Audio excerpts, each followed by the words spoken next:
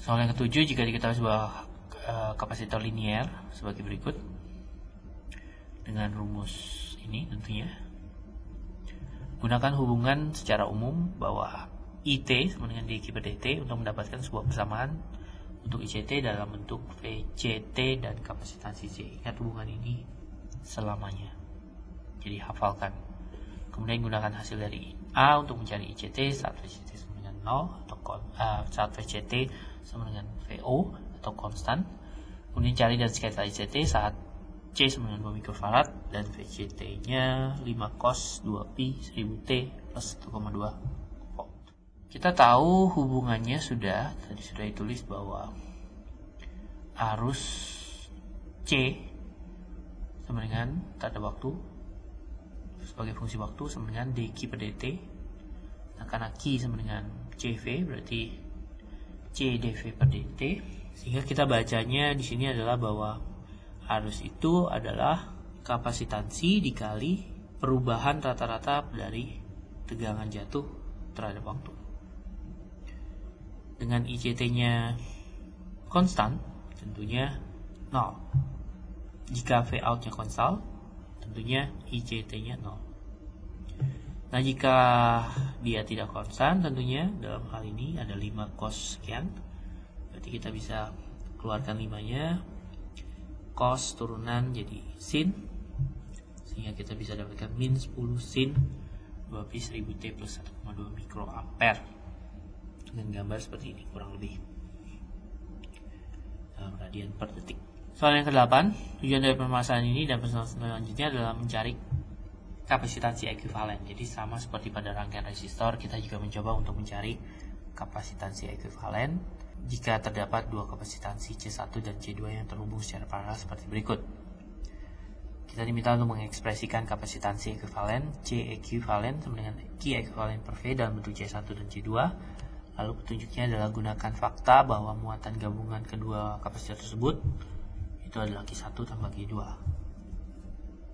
Kemudian gunakan beberapa kapasitor 2 mikrofarad untuk 4 mikrofarad. Tentunya gambar ulang lagi. Kemudian kita tahu bahwa Q ekuivalennya sama dengan Q1 plus Q2. Lalu kita tulis Q1 sama dengan CV, C2V. Lalu kita dapatkan bahwa C ekuivalen sama dengan C1 plus C2. Sehingga untuk 2 mikrofarad kita butuh tinggal paralelkan 2 untuk mencapai 4 mikrofarad. Yang ke-9 adalah diketahui jika dua kapasitor terhubung secara seri sekarang. Dengan demikian, seperti demikian digambar. Kemudian kita diminta untuk ekspresikan kapasitansi ekuivalen C ekuivalen sama dengan Q ekuivalen per volt dalam bentuk C1 dan C2. Petunjuknya tentunya kita harus gunakan fakta bahwa muatan ekuivalen ini baik di Q1 dan Q2 itu sama. Jadi Q ekuivalen sama dengan Q1 juga sama dengan Q2. Gunakan beberapa kapasitor 2 mikro untuk membentuk 5. Dengan rumus ini lalu kita masukkan C ekuivalen sama dengan Q ekuivalen per V atau seperti C ekuivalen sama dengan V per Q ekuivalen. Lalu kita tahu bahwa V tegangan ini dibentuk dari V1 plus V2, sehingga kalau dipecah V1 per ekuivalen, V2 per ekuivalen, sehingga kita bisa ketahui kalau V1 Q per C1, Q2 per C2.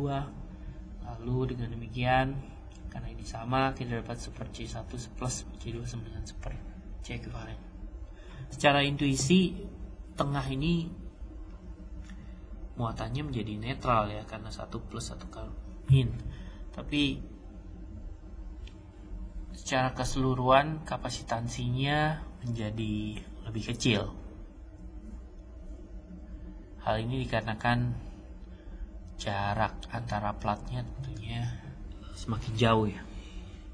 Nah, untuk membentuk 5 mikro dari 2 mikro tentunya dengan sedikit trik kita bisa gunakan paralel di 1 mikro, kemudian kita tinggal seri dengan 2 mikro.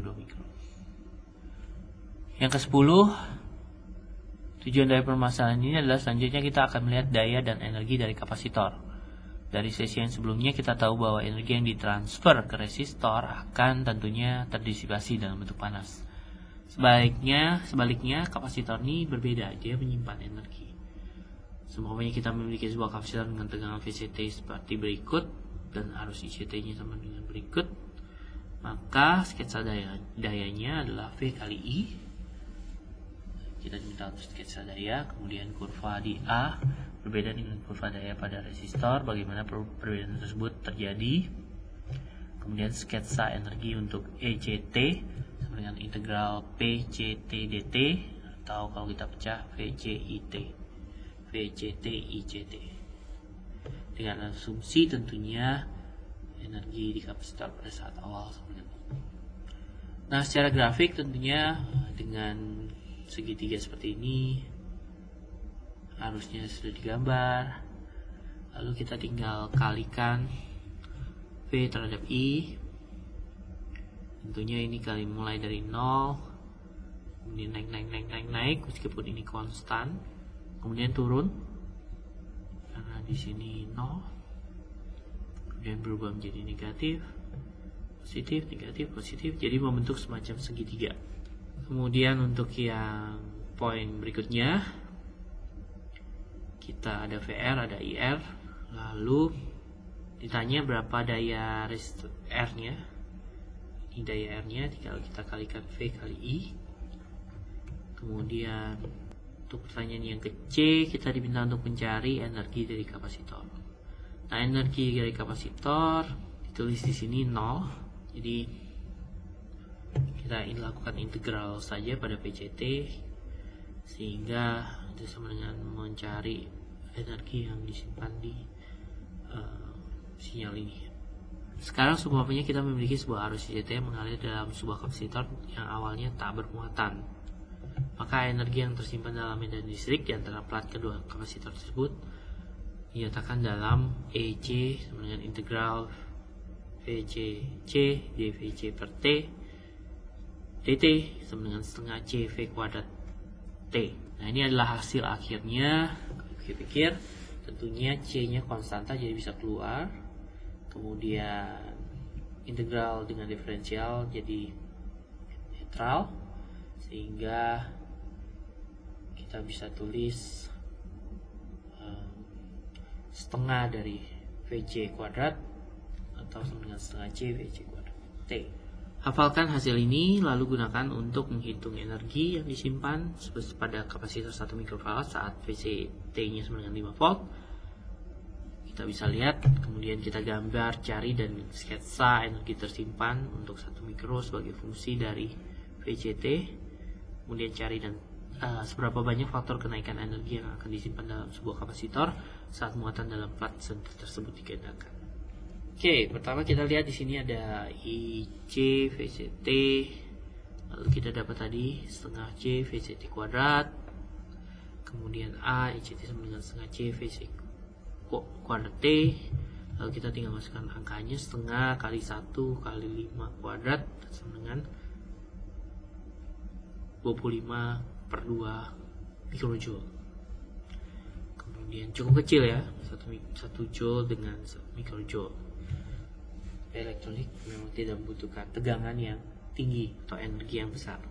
Kemudian ICT sama dengan setengah C kuadrat, kita udah tahu rumusnya, sehingga kita tinggal ubah inputnya, lalu di sini tertulis 5 per 2 cos 100 T. Nah, jika digambar tentunya amplitudenya mengecil ya, tapi bentuknya kurang lebih sama. Kemudian ECT sama dengan setengah CV kuadrat T setengah Q kali C. If Q doubles, then ECT will also double.